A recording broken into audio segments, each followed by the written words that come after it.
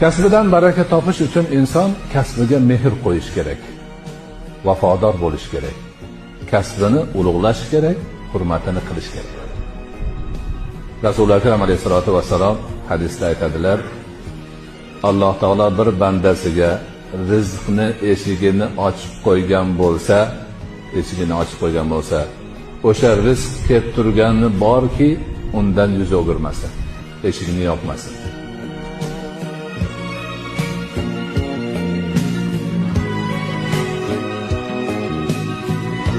Kasbidan baraka topish uchun inson kasbiga mehr qo'yish kerak.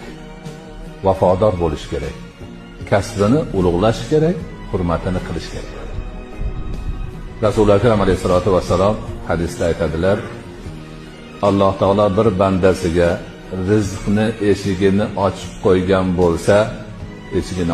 bo'lsa, o'sha rizq kelib turgani borki, undan yuz o'girmasin, eshigini yopmasin.